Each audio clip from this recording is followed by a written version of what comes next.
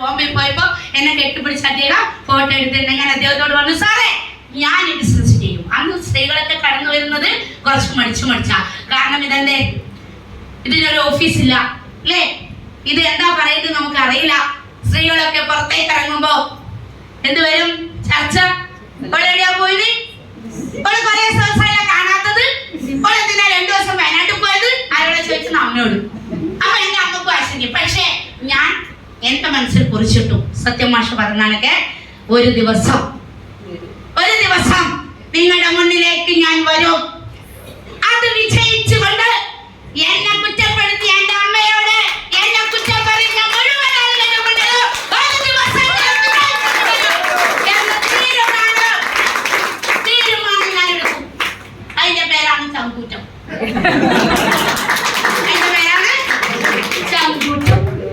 അങ്ങനെ നിരന്തരം GT second ചെയ്തു, FS സെക്കൻഡ് ചെയ്തു, റീടൈൽ ചെയ്തു.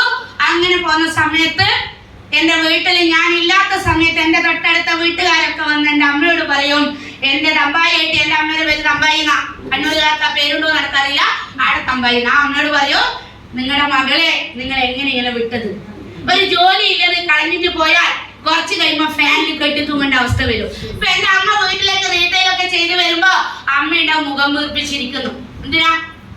എന്തിനാ മുഖം വീർപ്പിച്ചിരിക്കുന്ന അറിയാ, ഈ നെഗറ്റീവ് കേട്ട്. പക്ഷെ വീട്ടിൽ പോസിറ്റീവ് ആക്കണ്ടേ.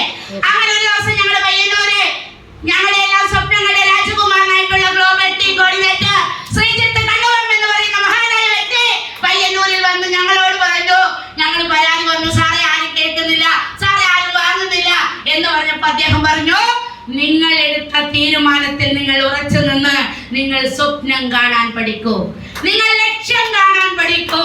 അങ്ങനെ ഞാൻ ആദ്യത്തെ സ്വപ്നം കണ്ടു, എന്റെ വീട്ടിലേക്ക് 10 കസേര.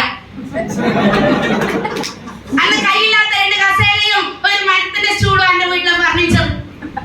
ആദ്യത്തെ സ്വപ്നം 495 രൂപയ്ക്ക് 10 കസേര 4950 രൂപയ്ക്ക്. അപ്പൊ വണ്ടിയിൽ എന്റെ വീട്ടിൽ വന്നപ്പോ അമ്മ ചോദിച്ചു, മീറ്റിംഗ് ഉണ്ടോ നാളെ. ആ കസേര വന്നു, സന്തോഷം. രണ്ടാമത്തെ ആഴ്ച അത് ഈ മീറ്റിംഗ് ഒക്കെ കേൾക്കുന്ന നമുക്കുണ്ടാവുന്ന ഒരു തിരിച്ചറിവ് എന്ന് പറഞ്ഞാൽ, ഒരാഴ്ച മീറ്റിംഗ് കേട്ടാൽ ആ വൈബ് കൊണ്ട് പിറ്റേത്തെ വെള്ളിയാഴ്ച നമുക്ക് വരുമാനം ഉണ്ടാക്കണം, ഗോൾ സെറ്റ് ചെയ്യണം.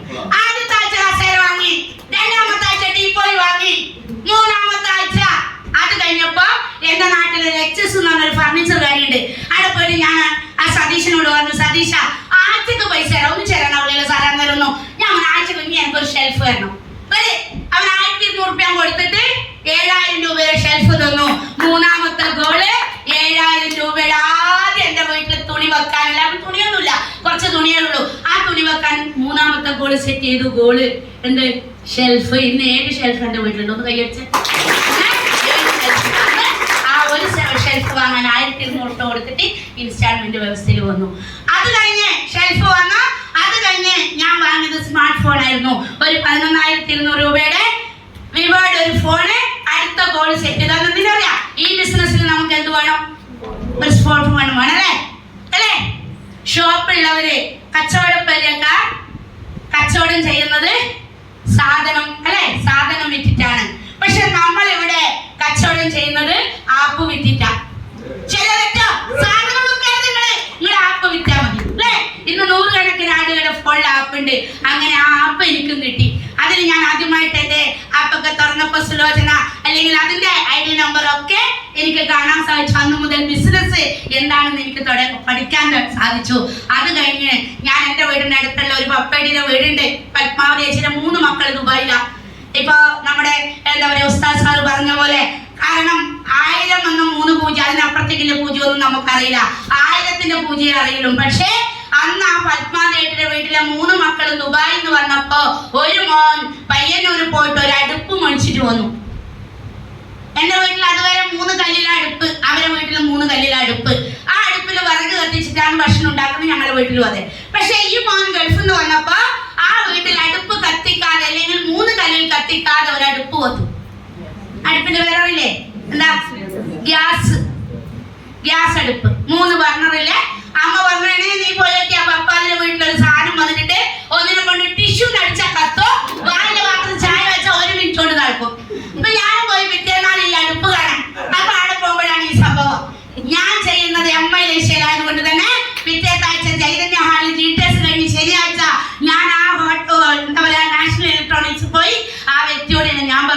ഈ സാധനത്തിന് എത്ര വില? അന്ന് 3250 രൂപ കൊടുത്താൽ ആ സംഭവം കിട്ടും. അങ്ങനെ ഒരു ബർണറില്ല, 3 ബർണറില്ല അടുപ്പ്, ഒരു വാലിലെ പാത്രം, 1 ലിറ്റർ ചായ വെക്കാന് എന്താ പറയാ ആ പാത്രവും പാലുമായിട്ട് എന്റെ വീട്ടിലേക്ക് പോയി അമ്മയെയും എന്റെ മകളെയും നിർത്തി അന്ന് ആദ്യമായിട്ട് മേശയുടെ മുകളിൽ വെച്ച് ലൈറ്റർ കത്തിച്ച് ആ വാലിലെ പാത്രത്തിൽ ചായ വെച്ചിട്ട് കുടിച്ച ഒരു ദിവസം ഉണ്ടല്ലോ, അതെന്റെ ജീവിതത്തിലെ മറക്കാനാവാത്ത ദിവസമാണ്. എന്റെ മോൻ ഇപ്പൊ പറയുന്നത് ഞാൻ ഗ്യാസ് കഥ അവസാനിപ്പിക്കണം, നാണക്കേടാണ്, ഏടിയും പറയും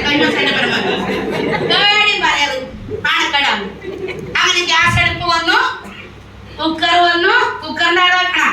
ഈ ഗ്യാസ് അടുപ്പ് മനുഷ്യ പപ്പടി കുടുംബശ്രീ വരുമ്പോ എന്ത് പറഞ്ഞു പറയാ, സാമ്പാർ ആവുന്നത് 3 മിനിറ്റ് കൊണ്ട് 3 കുക്കറിലൊക്കെ സാമ്പാർ. അത് വലിയ അത്ഭുത, ലോകാത്ഭുതങ്ങളിൽ ഒന്നായിരുന്നു 3 കുക്കറിൽ സാമ്പാർ ആവുന്നത്.